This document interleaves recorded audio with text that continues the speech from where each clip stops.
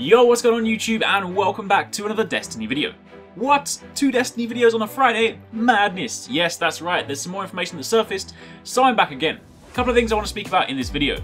Firstly, the GameStop pre-order bonus that just surfaced online, and also a couple of changes to the weapon database on Bungie.net that point back to the Vesta 347 Dynasty.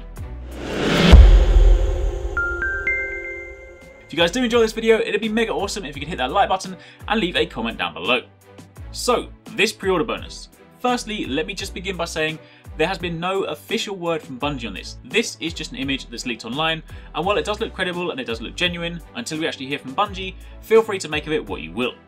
Either way, if you take a look at this, it says that if you pre-order at GameStop, you can get the SUROS Arsenal pack. This comes with the SUROS Minimalist shader, which is this cool sort of red and white shader you see here. It also comes with the SUROS Fire emblem, which is this really cool black and red emblem with sort of like a dragon on the right and the SUROS emblem on the left. And then down below, you can see it comes with 3 weapons. The SUROS PRR11, which is a balanced and dependable auto rifle. The SUROS BNS13, a reliable and lightweight pulse rifle, which is actually the one that I got to use while I was at E3. And the SUROS WSC17. High firing speed meets flexible layout in this scout rifle. So what exactly does this mean? Well, clearly it's going to be a pre-order bonus, whereby when you buy from GameStop, you will get a code which will give you access to everything you see here. However, if you saw the Bungie update yesterday, you'll know they spoke about 3 different weapon foundries: SUROS, Hake, and Omolon. So therefore, if there's a SUROS Arsenal pack, should there not therefore be a Hake one and an Omolon one?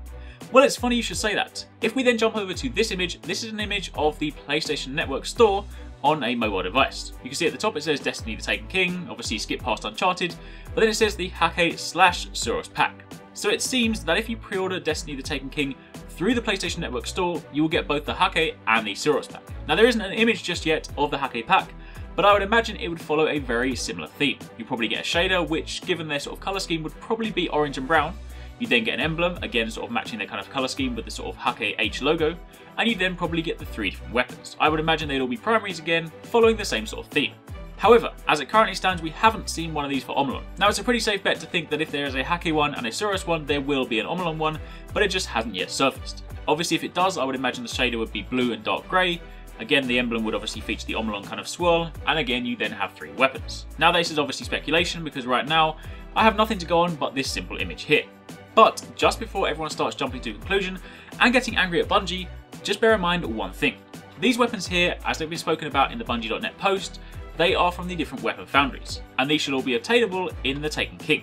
So while this pack may well include the SUROS Pulse Rifle, Auto Rifle and Scout Rifle, I highly doubt that it means they are exclusive to GameStop. It probably just means that by having this code and redeeming it, on day 1 you can already gain access to them. Whereas someone else, for example if you didn't have this code, would then need to get them through say a random drop or some kind of quest line or some other means in the Taken King.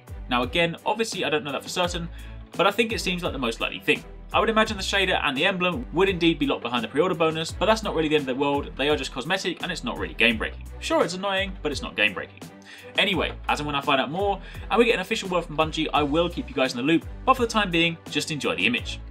Now, on to the next thing I want to talk about, the Vesta 347 Dynasty and the fate of all fools. Yes, I know they're weapons that we've kind of for a long time seen and then just assumed they were never actually going to be in the House of Wolves and we'll probably instead see them in the Taken King. However, if you remember that Bungie.net got an update whereby they added their own sort of weapon database akin to that of the one on the actual Destiny database, but this time in Bungie.net with some nice sort of 3D weapon previews, it actually got an update the other day and it seems like a couple of weapons were added just yesterday. If you go to Bungie.net and you go to where it says Destiny at the top, and you then scroll down to the armory, it will then take you to this page. You then click on weapons, primary weapons, and then scout rifles, and if you then scroll down a bit, you'll see the Vesta 347 Dynasty and the fate of all fools. Now yes, I appreciate these weapons have for a long time been in the database, and that doesn't necessarily mean anything. It just means they do exist in some way, shape or form, and at some point we may well see them. However, the interesting thing is that it seems, at least from the posts on Reddit, that the Vesta 347 Dynasty only showed up yesterday. Now this could well just be a routine database update in which some of the missing models were simply added, or it could well mean something else. There is obviously a month or just over a month until the launch of the Taken King, so it could well be, to fill the void and sort of get rid of the kind of Destiny burnout period between now and the release of the Taken King, they're going to drop another weapon for us to kind of go after. That would then give people something to aim for, and obviously then give us a little bit of relief. The other thing worth mentioning are also these exotic bounties. The first test, the second test, and the third test. Now these, prior to the launch of the House of Wolves, were actually the bounties that you needed to do, or kind of what we thought you needed to do, in order to get the fate of all fools. The first one was to perform feats of skill in the Crucible. The second test was to earn 10 wins on a single ticket, or 25 wins in total on the Trials of Osiris. And then the third one required that you display your prowess with scout rifles. You have to basically perform kills, headshots and killing sprees with any scout rifle in the Crucible. Now this, as mentioned, was originally the exotic bounty chain for the Fate of All Fools, which we still have yet to see in Destiny, but the interesting thing is, both the 347 Vesta Dynasty and the Fate of All Fools are scout rifles, so this could well apply to either of them, and given that the 347 Vesta Dynasty does still have the 2 in the top right hand corner, which obviously indicates it is a House of Wolves weapon, it could well be that at some point we may well see this. If you guys want to see the perks for this one, then the primary perks are obviously it deals kinetic damage, and you have Icarus, which gives you improved accuracy while airborne. And then you have the selectable perks, which are David or Goliath. This is kind of an interesting one where you choose between them. David gives you increased agility for 15 seconds when you land precision kills, and Goliath will give you increased armor for 15 seconds when you land non-precision kills. Now if you guys do want to see this weapon in more detail, I'll leave a link to it in the description box down below, but for the time being, that is it for this video. I just wanted to use this as an opportunity to tell you guys about a couple of things that just sort of surfaced online recently, and sort of use this as a quick roundup. Either way, hopefully you guys enjoyed this video, hopefully you found it helpful, and as always if you did, it'd be amazing if you could hit that like button and leave a comment down below. Let me know what you guys think about the prospect of a pre-order bonus, and if there are going to be 3 across different retailers, which one would you want to go for? Thanks again for watching, take it easy, catch you next time, peace out.